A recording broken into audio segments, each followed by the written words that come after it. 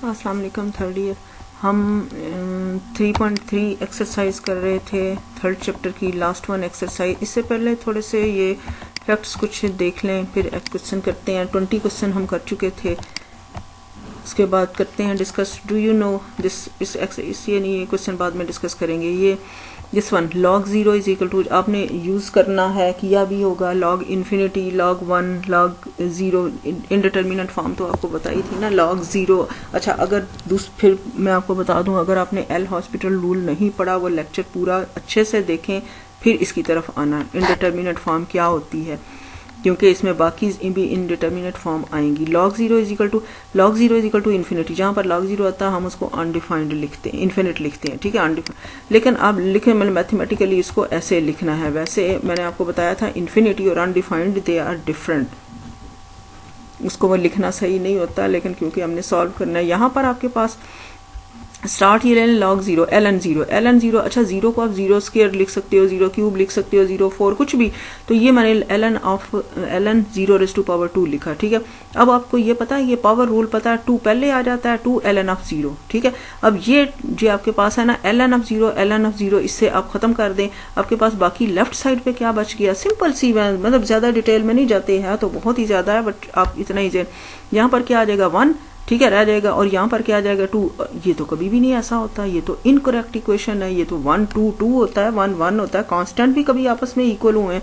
तो इसका मतलब क्या है कि हम डिफाइन ही नहीं इसे कर सकते। ln ऑफ 0 को हमने शुरू किया था, इसलिए इसको अनडिफाइंड लिखते हैं। उसके बाद आपके पास ये है, इसको ये मैंने उधर भी सॉल्व किया, लेकिन आपको एक फार्मूला पता है, मैट्रिक में भी आपने, सॉरी, इंटर में भी किया, बीएससी में भी किया, limit theta approaches to 0 sine theta over theta is equal to 1, या limit x approaches to 0 sine x over x is equal to 1। यहाँ पर है limit x approaches to 0 sine hyperbolic x over x is equal to 1, ठीक है। यहाँ 1 लिखेंगे, मतलब इसको सॉल्व करना है। क्वेश्चन में ये यूज होगा, आई थिंक 36 क्वेश्चन है, आप इधर से देख लो, उधर फिर यूज कर देना। बाकी इस पूरी सोल्यूशन थोड़ी सी आप कर दो तो काफी है। यहाँ पर we know that sine hyperbolic x की वैल्यू पता है, e⁻⁴ इंटर में की, बड़ी आसान। और मेरा ख्याल है अभी आप ये कैलकुलस मैथमेटिकल मेथड पढ़ोगे ना, उसके फर्स्ट चैप्टर में, कॉम्प्लेक्स नंबर वाला चैप्टर है ना, उसमें भी ये रिपीट होंगी, कॉज हाइपरबोलिक है। और मैंने भी, वो तो होंगी, लेकिन मैंने अभी एक लेक्चर आपको दिया बड़ी डिटेल में आयोटा वाली फॉर्म का, मेरा ख्याल पिछली एक्सरसाइज में, तो उसको भी देख लेना, सर देख लिया होगा। साइन ये क्या है, e⁻⁴ प्लस e⁻⁻x ओवर 2, इसकी वैल्यू होती है, नीचे x ऐसे ही लगा दे। अब है क्या था, हमें उसको वो इनडिटर्मिनेंट फॉर्म वाले क्वेश्चन है ना, लिमिट रख के देखते हैं। लिमिट क्या आपके पास, ये e⁻⁴ माइनस e⁻⁴, ये e⁻⁴ 1, ये 1, e⁻⁻0 भी तो 1 ही होता है ना, 0 ही होता है ना, ये 1 माइनस 1 तो 0 आ गया, ये 1 माइनस 1 ओवर 2, नीचे 0 रख दें, लिमिट रख लें, ये फिर ऊपर 0 ओवर 0 फिर फॉर्म आ गई, ठीक है। अब जब 0 ओवर 0 फॉर्म आती है, फिर हम क्या करते हैं, एल हॉस्पिटल रूल अप्लाई करते हैं। देयरफॉर एल हॉस्पिटल रूल में अब मजीद तफसील नहीं बताना चाह रही हूँ, मजीद क्या मैं रिपीट नहीं करना चाह रही हूँ, क्योंकि वो बड़ा इजी सा है, पूरा लेक्चर दोबारा देखना। Limit x approaches to 0 cos, इसका क्या करोगे, ये आपके पास जो है ना, इसका दोबारा लेना है ना, क्योंकि 0 ओवर 0 फॉर्म आई है, तो कॉज हाइपरबोलिक एक्स ओवर इसका 1 आ जाएगा। अब आप क्या, ये मैंने सामने बताया कि रूल ये अप्लाई करना, एल हॉस्पिटल या लो पिटहॉल रूल कह लो इसे, ठीक है। अब क्या करोगे, अब लिमिट चेक करें, आपके पास क्या आ जाएगा लिमिट। अब इस तरह तो नहीं रख सकते कि आपके पास कॉस हाइपरबोलिक की पहले हमें वैल्यू पता तो चले ना, हमें देखो, अगर आप इधर 0 रख दोगे तो इसको 0 से मतलब हमें कॉस हाइपरबोलिक 0 की वैल्यू तो आती नहीं है, हमें कॉस 0 की आती है 1, साइन हाइपरबोलिक 0 की वैल्यू हमें नहीं आती है, हमें साइन 0 की, ऐसे ही होता है ना। तो आप ज़रा पहले इसको क्या करोगे, यहाँ पर डायरेक्ट से 0 नहीं लगा सकते हो, तो पहले इसकी वैल्यू लगाओ, e⁻⁴ इसकी क्या होती है, कॉज हाइपरबोलिक की e⁻x plus e⁻−x over 2, sign में इधर माइनस होता है, इधर प्लस होता है। अभी आपने बेशक नहीं पढ़ा, लेकिन सेकेंड ईयर में आप ये सारे करके आए, फिर भी मैंने लिखी वैल्यूज, लिमिट लगा दें, e⁻⁴ प्लस e⁻⁴, ये 1 प्लस 1 आंसर आ गया। इट मीन्स दैट आपके पास limit x approaches to 0 sine hyperbolic x over x is equal to 1, ये अब आप डायरेक्ट से यूज कर सकते हो, ठीक है। एक आपके पास है, जब आप क्वेश्चन करते हो तो उसमें आता है ln of 1 is equal to 0, आता है ना, आराम से लिख देते हैं, log 1 0 होता है जी, ln ऑफ 1 वो कैसे 0 होता है, थोड़ा सा आपको। अच्छा, सबसे पहले तो ये देखें कि 2 raise to power 3 is equal to, अगर आपके पास 8 हो तो आप इसको ln की फॉर्म में, log की फॉर्म में लिख सकते हो ना, ln मतलब log की फॉर्म में। तो आपके पास क्या है, सिंपल, क्योंकि ln तो होता है ना जिसका बेस e हो, तो यहाँ तो बेस जो भी है डिफरेंट अगर है तो आप उसको ln तो नहीं लिख सकते ना उसका। यहाँ पर इसको क्या लिखोगे, log, ये आपके पास जो होता है ये इधर, और बेस आपके पास ये नीचे, और 3 पावर जो है सामने आती है। ये हो तो आप ये लिख सकते हो, ये हो तो ये लिख सकते हो, ऐसा ही है ना। अब देखें हम स्टार्ट लेंगे in general log of x is equal to, आप इसको ये लिख सकते हो, देखो ln ऑफ x, अगर हमारे पास, इसको छोड़ें, अगर हमारे पास ये आ जाए log x, log log x, ये कॉमन log है ना, log x और बेस e, तो जब जिसका बेस e आ जाए हम कहते हैं ये ln है, ठीक है। इसको ये लिख सकते हैं, इसको ये लिख सकते हैं। मेरे पास ये था, स्टार्ट यहाँ से हो रहा था, 1 से तो नहीं, ln से है ना, तो वी नो दैट दिस, ठीक है। अब क्या है, x की जगह पे 1 रख दो, जब इसमें 1 रखोगे तो आपके पास ln ऑफ 1 आ जाएगा, ये लेफ्ट साइड आ गई, हम फिर ये लाएंगे इज इक्वल टू, यहाँ पर क्या आ जाएगा log e, और यहाँ पर आ जाएगा 1, ये हो गया। अब एक आपको पता है कि e⁻0 1 होता है, बस ठीक है ना, इसको अभी यूज करेंगे बाद में। No log 1 is equal to, यहाँ से शुरू, log 1 इज इक्वल टू, दोबारा मैंने लिखा log 1 base e is equal to 0। पता क्यों अचानक 0 आया? अब मुझे ये बताएं कि इसका क्या मतलब है। ये वाला, ये जो है ना, ये मैंने इसलिए लिखा था, ये देखें आपके पास असल में ये फॉर्म दी हुई है। अगर ये फॉर्म हो ना तो हम इसको ये लिख सकते हैं, मतलब ये कि सामने वाला आंसर हम लिख सकते हैं। इसको क्या लिखेंगे, यहाँ पर क्या है e⁻, ये ऐसे होता है ना, देखें 2⁻, ये देखें इधर 2⁻3 इज इक्वल टू 8 होता है, ठीक है ना, ऐसे ही लिखते हैं ना, 2⁻3 इज इक्वल टू 8।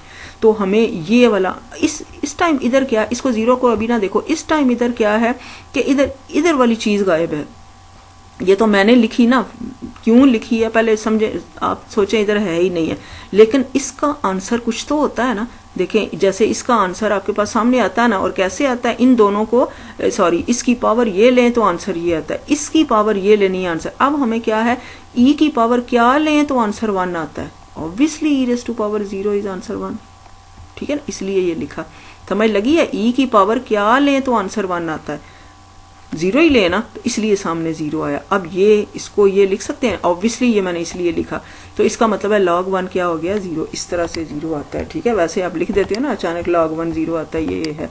उसके बाद आपके पास है, इसको भी जल्दी से देख लेते हैं, ये भी बड़ा आप क्वेश्चन करते होते हो कि किधर गया दिस वन, लाना पता क्या ऊपर क्वेश्चन नहीं मेरा ख्याल, ये ln of e⁻ln of x is equal to x, या e⁻ln of y is equal to y, या e कुछ भी टर्म इधर फर्ज करें e⁻ln of sine of x होता है तो हम साइन ऑफ x उसका आंसर लिखते हैं ना। ये कैसे होता है, e⁻ln ऑफ जो इधर होता है वो आंसर होता है। देखते हैं जरा, हम लिख देते हैं, लेकिन अब ln ये वाला y e⁻ln of x is equal to x, आप क्या करोगे, y इज इक्वल टू, इसको लेफ्ट साइड ले लो, y is equal to e⁻ln of x रखो, दोनों साइड्स पे ये पावर नीचे लानी है तो log ले लेते हैं, दोनों साइड्स का log लिया, log y is equal to, अब y मैंने इसलिए डिफरेंट दिया कि x इसमें मौजूद है ना, ठीक है, log इसका वो log लेंगे तो ln मतलब ln of e⁻ln of x, तो इसको आपको पता है ये पावर रूल से ln ऑफ x पहले ln ऑफ e बच जाएगा, ठीक है ना, e की power ln of x ln of e we know that 1,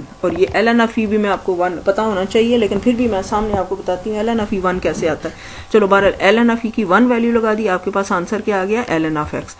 अब आपके पास क्या है, ln of y is equal to ln of x, देखो लॉग्स विद दी क्या है आपके पास, दोनों का ये भी ln है, ये भी ln है, बेस सेम है ना, तो देयरफॉर दे आर इक्वल। देखो logs with the base same so they are equal, तो इसका मतलब है y is equal to x आपके पास आ जाएगा, ये है। अब y की वैल्यू लगा दें, y हमारे पास क्या लिया था, ये दिस वन, ये y is equal to ln of e⁻x, इधर ln ऑफ e⁻e लगा दें तो देखा इट मीन्स दैट, याद ये देखो ना, अब ये इसकी y की वैल्यू लगा दी, तो जब भी ऐसा आए, फर्ज करें e⁻ln of cos of x है तो आपने आंसर लिखना cos ऑफ x, फर्ज करें e⁻ln ऑफ y स्क्वायर है तो आंसर y, मतलब e⁻ln ऑफ जो भी होगा ना वो आंसर इसमें आएगा। और ये मैं आपको बता रही थी कि ln ऑफ e आप फौरन से 1 लिखते हो, ठीक है ना, वी नो दैट ये पता जिसकी भी पावर 1 ले आंसर सेम आता है, इधर e इन्वॉल्व है तो मैंने e की पावर 2 की पावर 1 ले आंसर 2, 3 की पावर 1 ले आंसर 3, e की पावर 1 ले आंसर e।